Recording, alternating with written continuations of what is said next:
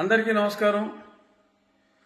ఈరోజు సాయంత్రం నేను మొన్నటి వరకు అక్టోబర్ 9 వరకు ఉన్న నా చైర్మన్షిప్ ఆఫ్ సబార్డినేట్ లెజిస్లేషన్ని సంవత్సరం నా పదవీ కాలం, ఆ పదవీ కాలం అయిన తర్వాత రెన్యూ చేసే బదులు వల్లభనేని బాలశౌరి అని మా పార్టీకి సంబంధించిన ఒక ఎంపీకి నేను గతంలోనే 2 రోజుల క్రితమే నేను చాలా స్పష్టంగా నా రాజధాని రచ్చబండలో చెప్పాను. మా ప్రీతమ ముఖ్యమంత్రి గారికి వారికి రెడ్డిళ్ళకి ఇవ్వాల్సిన పదవులన్నీ ఇవ్వటం జరిగింది. ఆయన కులం అయిపోయింది కాబట్టి మతానికి వచ్చారు. సో ఆయన మతానికి సంబంధించిన వల్లభనేని బాలశౌరి గారికి నా పోస్టు కట్టబెట్టబోతున్నారు. అది నేను వేసిన ముష్టిగా నేను భావిస్తున్నాను. ఎందుకంటే గతంలో ఈ పోస్టు నా స్వయం కృషితో తెచ్చుకున్నా. కానీ ఏంటంటే ఈ పార్టీలో సభ్యుని కాబట్టి, ఇంకా ఈ పార్టీలో సభ్యత్వం వలన అది వచ్చింది కాబట్టి అది లక్కీగా ఈ పార్టీకి సంక్రమించినట్టుగా అయ్యింది. అందుకని చెప్పి ఆయన సాటి మతస్థుడిగా ఆయన ఇచ్చుకోగలిగాడు.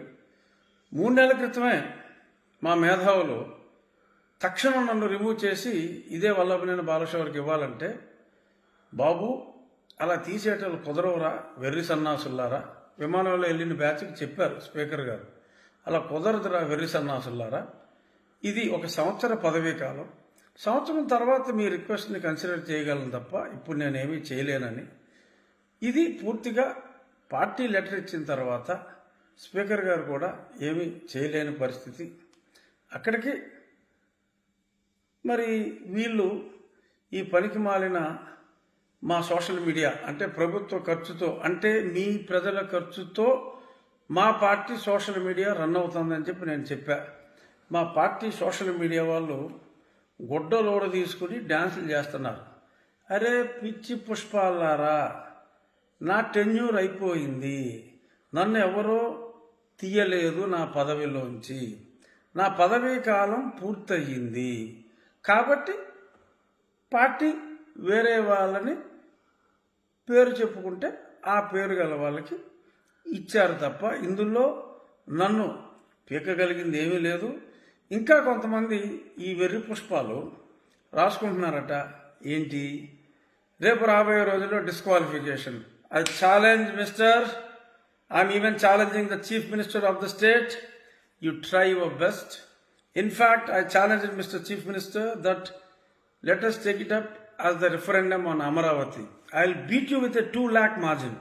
Even if you contest, I will beat you with a 2 lakh margin. There is no exaggeration in this, Mr. Jagannath Reddy.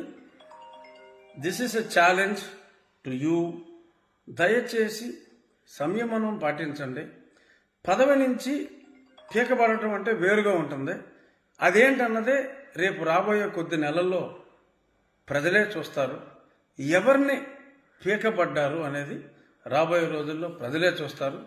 అంతవరకు మా ప్రభుత్వ ఖర్చుతో నడిచే మా సోషల్ మీడియాకి, అంటే మా వెర్రి పుష్పాలకి నా వినతి ఏంటంటే, సంతోషం చేసుకోండి, 1-2 నెలల్లో 3 నెలల్లో పండగ చేసుకోండి. నన్ను ఎవడో పీకపోయినా పీకేడనే మాట్లాడుకోండి.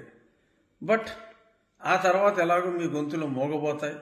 మరి ఎంతమంది మరి గుండెలాగి మరణిస్తే మరప్పుడు మా ప్రీతమ నేత మరి ఏంటది ఏదో ఉందగా పేటెంట్, ఓదార్పు యాత్ర, దానికి రెడీగా ఉండండి. ఆగిపోయి మీ గుండెలకి నాయకుడు ఓదార్పు యాత్ర చేస్తారు తొందరలో. అంతవరకు గుడ్ బై. నన్నెవడో పీకలేదు, నన్నెవడో పీకలేడు. That's it.